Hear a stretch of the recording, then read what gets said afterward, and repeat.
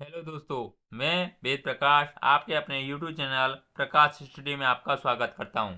साथियों, आज 13 जनवरी 2023 है। साथियों, सीटेट का जो सेकंड शिफ्ट में पेपर हुआ है, इसमें मैथमेटिक्स एवं साइंस के क्वेश्चन पूछे गए थे, जिसमें आज इस वीडियो में हम मैथ के जितने भी क्वेश्चन हैं इस वीडियो में सभी क्वेश्चनों को करेंगे। इससे पहले हम बाल विकास एवं शिक्षा शास्त्र पर एक वीडियो बना चुके हैं, आप प्लेलिस्ट में जाके देख सकते हैं। आइए स्टार्ट करते हैं क्वेश्चन नंबर 31 से। इससे पहले मैं बता दूं साथियों, अगर इस चैनल पर पहली बार आए हैं तो प्लीज़ चैनल को सब्सक्राइब कर दें, वीडियो को लाइक और शेयर कर दें।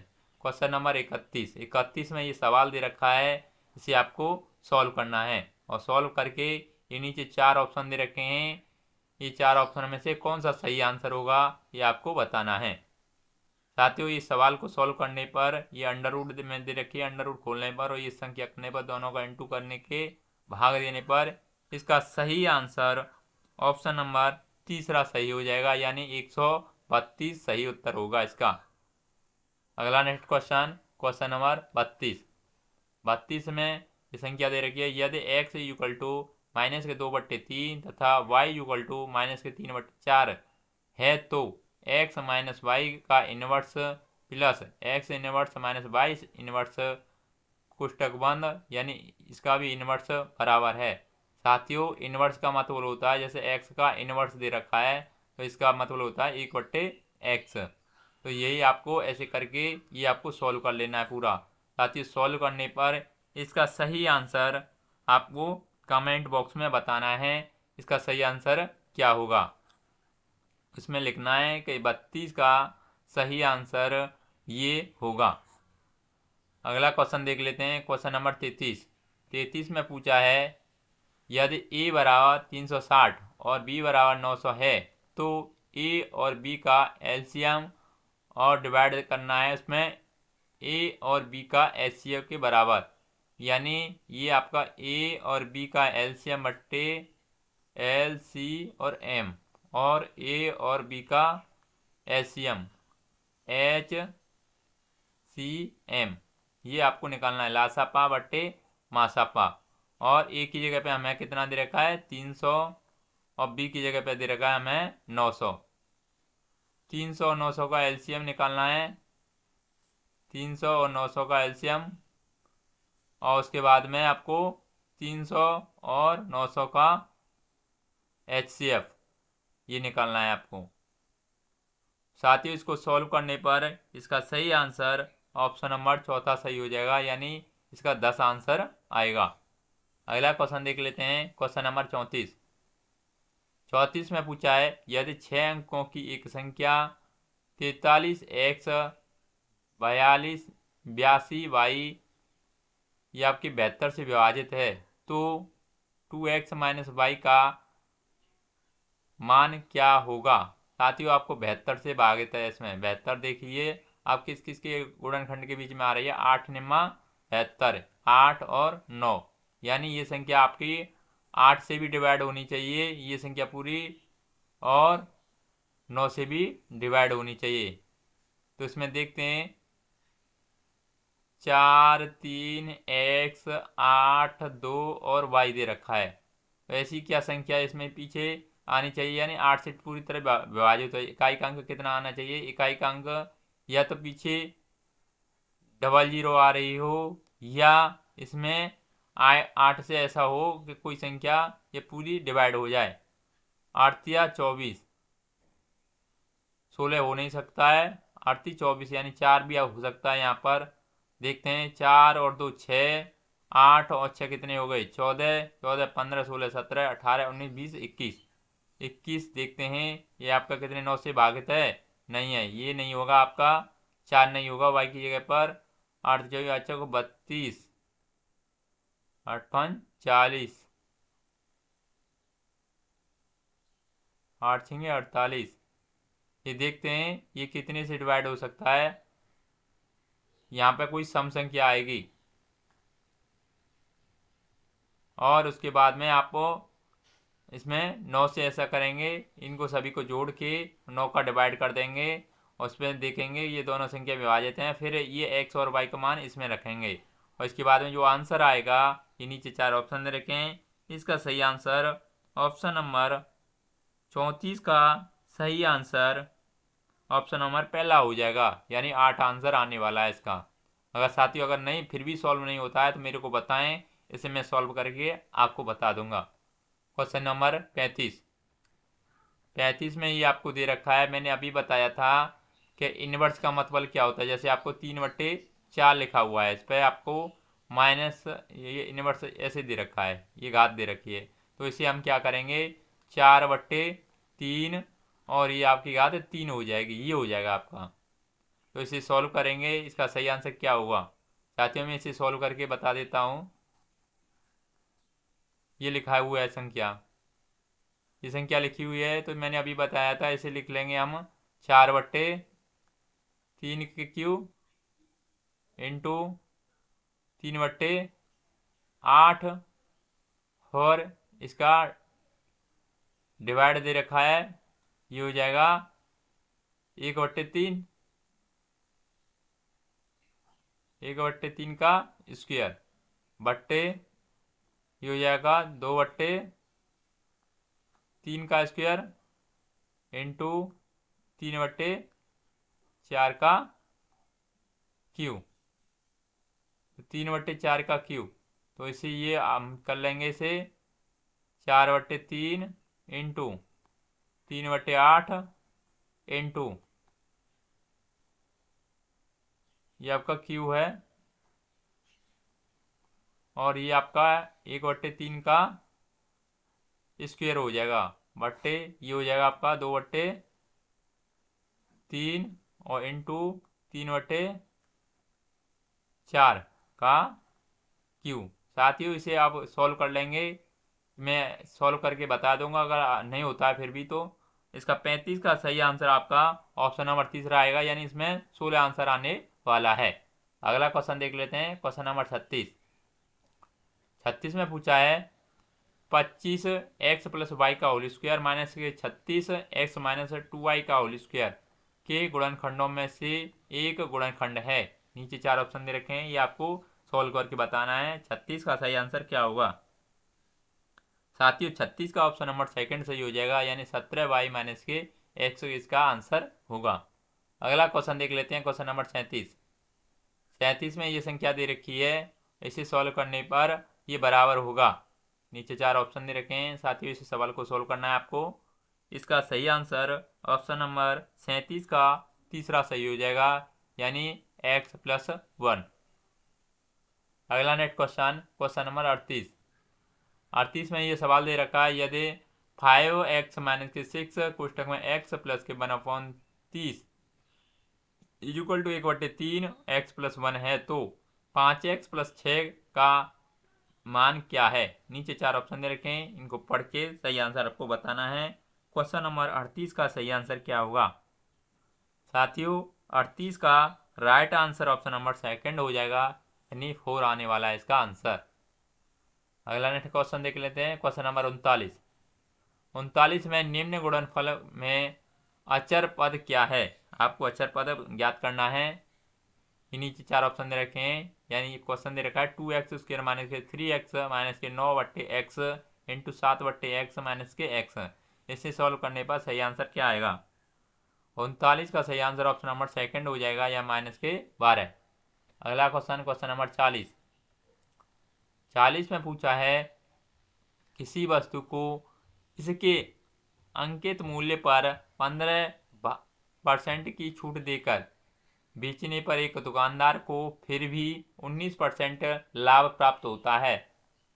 वस्तु का अंकित मूल्य उसके क्रय मूल्य से कितने % अधिक है। नीचे 4 ऑप्शन दे रखे हैं, इनको पढ़ के सही आंसर आपको बताना है। 40 का सही आंसर क्या होगा साथियों, इसे सॉल्व करने पर 40 का ऑप्शन नंबर चौथा सही हो जाएगा, यानी 40%। अगला नेक्स्ट क्वेश्चन देख लेते हैं, क्वेश्चन नंबर 41 में पूछा है, यदि एफ वी और ई किसी पंचभुज आधार वाले एक पिरामिड के फलकों, शीर्षों और किनारों को संख्याओं को प्रदर्शित करते हैं, तो 2v - 3f प्लस के ई का मान क्या है। नीचे 4 ऑप्शन दे रखे हैं, इनको पढ़ के सही आंसर आपको बताना है। 41 का सही आंसर क्या होगा साथियों? 41 का सही आंसर ऑप्शन नंबर सेकंड हो जाएगा, यानी 4। अगला क्वेश्चन नंबर 42 में पूछा है किसी समचतुर्भुज के विकर्णों की लंबाइयाँ 24 सेंटीमीटर तथा 70 सेंटीमीटर हैं। इस समचतुर्भुज की भुजा की लंबाई क्या है? नीचे 4 ऑप्शन दे रखे हैं, इनको पढ़ के सही आंसर आपको बताना है। 42 का सही आंसर क्या होगा साथियों? 42 का ऑप्शन नंबर तीसरा सही हो जाएगा, यानी 37 सेंटीमीटर। अगला नेक्स्ट क्वेश्चन देख लेते हैं, क्वेश्चन नंबर 43 में पूछा है किसी समबाहुभुज का अंतः कोण उसके बाह्य कोण से 180 डिग्री बड़ा है। उस समबाहुभुज की भुजाओं की संख्या है। नीचे 4 ऑप्शन दे रखे हैं, इनको पढ़ के सही आंसर आपको बताना है। 43 का सही आंसर क्या होगा साथियों? 43 का सही आंसर ऑप्शन नंबर तीसरा हो जाएगा, यानी 10। अगला नेक्स्ट क्वेश्चन देख लेते हैं, क्वेश्चन नंबर 44 में पूछा गया है त्रिभुज ABC और त्रिभुज DEF में यदि AB = DE, AC = EF तथा BC = DF है तो निम्नलिखित में से कौन सा सही है? नीचे 4 ऑप्शन दे रखे हैं, इनका सही आंसर आपको बताना है। 44 का सही आंसर कौन सा सही होगा साथियों? सॉल्व करने पर 44 का ऑप्शन नंबर तीसरा सही हो जाएगा इसमें। अगला नेक्स्ट क्वेश्चन देख लेते हैं, क्वेश्चन नंबर 45 में पूछा है कोण ABC में कोण B और कोण C के समद्विभाजक एक बिंदु P पर मिलते हैं। यदि कोण BPC = 102 डिग्री है तो कोण A की माप है। नीचे 4 ऑप्शन दे रखे हैं, 45 का सही आंसर आपको बताना है क्या होगा साथियों? 45 का सही आंसर ऑप्शन नंबर सेकंड हो जाएगा, यानी 24 डिग्री। अगला क्वेश्चन नंबर 46 में निम्नलिखित आंकड़ों के मध्य माध्यक और बहुलक का योग क्या होगा? माध्यक और बहुलक का योग पूछा है साथियों। ये संख्या आपको नीचे दे रखी है, इस संख्या को पढ़ के आपको माध्यक और बहुलक निकालना है, फिर इसका योग करना है। और नीचे 4 ऑप्शन दे रखे हैं, सही आंसर आपको बताना है। 46 का सही आंसर क्या होगा साथियों? इसका सही आंसर 80.5 आएगा। अगला क्वेश्चन नंबर 47 में पूछा है एक बक्से में कार्ड रखे हुए हैं जिन पर संख्याएं 31, 32, 33 ... 69 और 70 लिखी हुई हैं। एक कार्ड पर केवल एक संख्या बक्से के अंदर बिना देखे एक कार्ड निकाला जाता है। इसकी प्रायिकता क्या है कि निकाले गए कार्ड पर लिखी संख्या एक अभाज्य संख्या नहीं है। नीचे 4 ऑप्शन दे रखे हैं, जिनको पढ़ के सही आंसर आपको बताना है। 47 का सही आंसर क्या होगा साथियों? 47 का ऑप्शन नंबर चौथा सही हो जाएगा, यानी 31/40। अगला क्वेश्चन देख लेते हैं, क्वेश्चन नंबर 48 साथियों। 48 में पूछा है एक तार वृत्त की आकृति के रूप में है जिसका क्षेत्रफल 154 सेंटीमीटर स्क्वायर है। इस तार को एक वर्ग के रूप में मोड़ा जाता है। वर्ग का क्षेत्रफल कितना होगा? पाई का मान हमें दे रखा है 22/7। नीचे देख लेते हैं इनमें से सही आंसर क्या होगा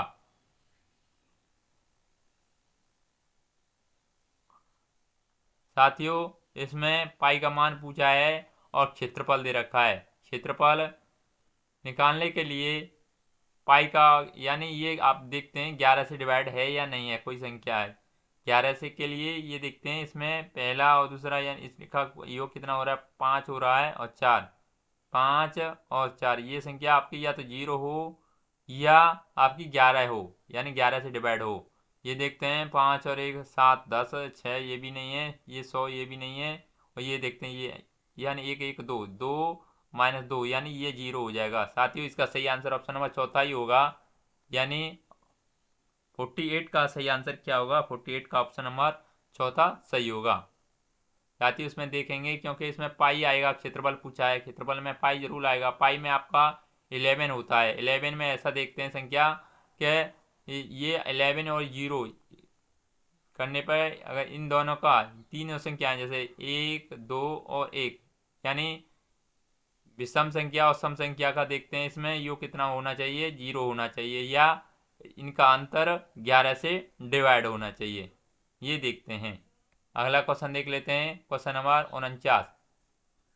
49 में पूछा है किसी घनाकार बक्से की लंबाई, चौड़ाई और ऊंचाई 6:4:3 के अनुपात में है और इसका आयतन 4608 सेंटीमीटर क्यूब है।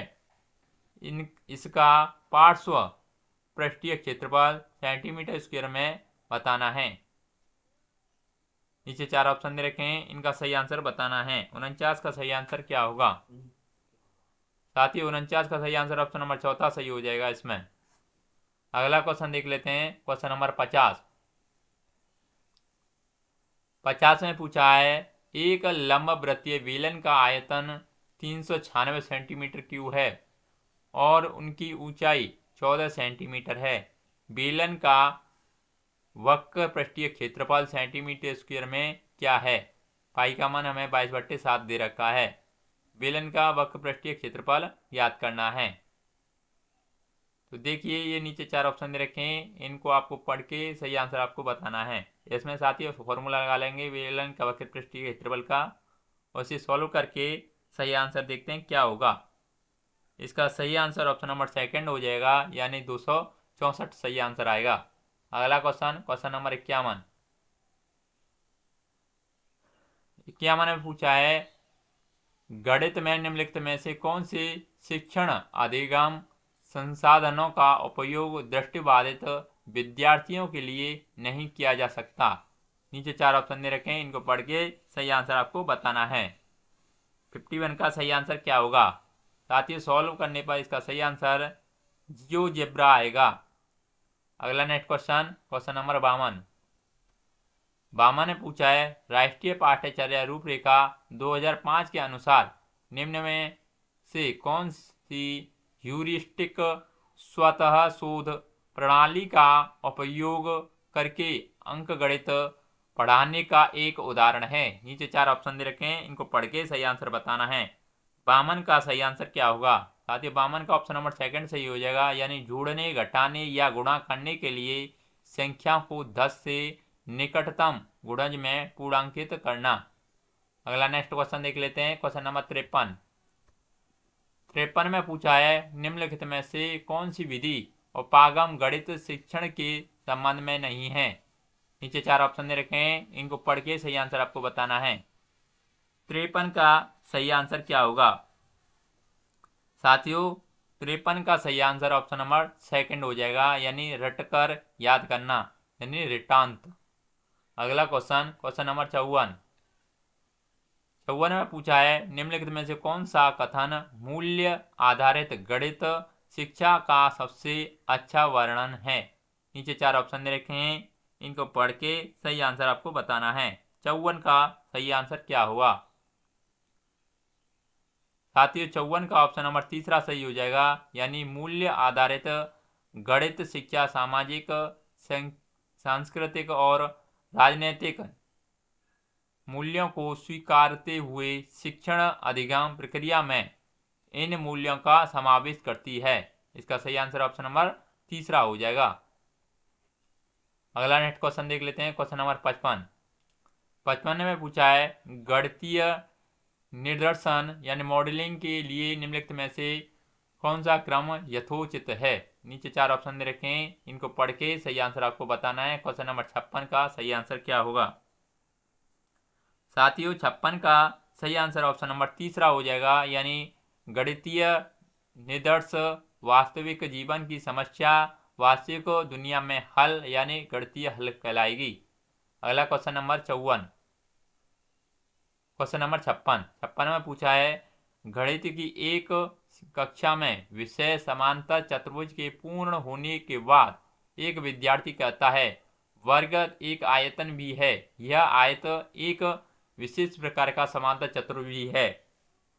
वैन हेले के ज्यामितीय विकास के सिद्धांत के अनुसार विद्यार्थी ज्यामिति विवेचन के किस स्तर पर है? नीचे 4 ऑप्शन दे रखे हैं, इनको पढ़ के सही आंसर बताना है।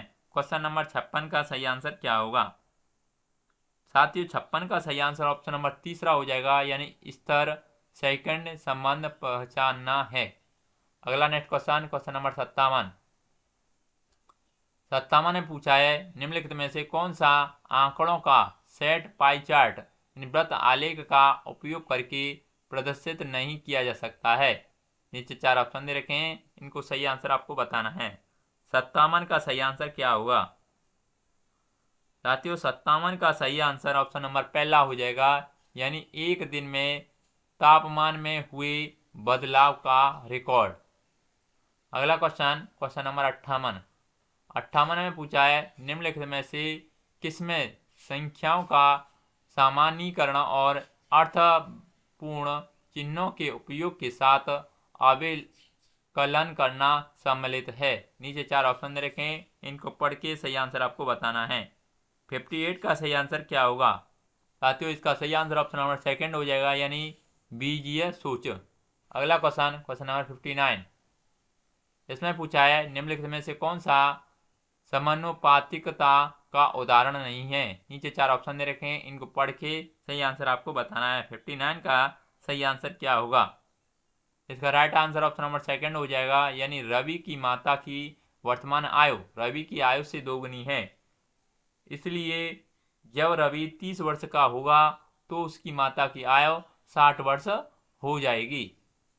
अगला नेक्स्ट क्वेश्चन नंबर 60 में पूछा है राष्ट्रीय पाठ्यचर्या रूपरेखा 2005 के अनुसार कक्षा में गणित अधिगम की वृद्धि के लिए निम्नलिखित में से कौन सा सबसे कम प्रभावी है? नीचे 4 ऑप्शन दे रखे हैं, ए दे रखा है अवधारणाओं को वास्तविक जीवन की परिस्थितियों से जोड़ना, बी दे रखा है निरंतर परीक्षाएं देना, सी दे रखा है गणितीय खेल और पहेलियों का उपयोग करना, और टी दे रखा है अधिगमकर्ताओं से प्रतिस्पर्धा का सृजन करना। सही विकल्प का चुनाव करना है। नीचे 4 ऑप्शन दे रखे हैं, इनको पढ़ के सही आंसर आपको बताना है। 60 का सही आंसर क्या होगा? साथियों इसका सही आंसर ऑप्शन नंबर सेकंड हो जाएगा, यानी बी और डी। बी में दे रखा है निरंतर परीक्षाएं देना, और डी में दे रखा है आपकी अधिगमकर्ताओं में प्रतिस्पर्धा का सृजन। साथियों गणित के इस पेपर के जितने भी क्वेश्चन थे सभी क्वेश्चन हमने कंप्लीट कर लिए हैं। अगर आपको वीडियो अच्छा लगता है तो प्लीज़ वीडियो को लाइक शेयर, अगर आपने चैनल सब्सक्राइब नहीं किया है, पहली बार आए हो तो इस चैनल पर प्लीज़ चैनल को ज़रूर सब्सक्राइब कर लें। आज के लिए बस इतना ही, धन्यवाद।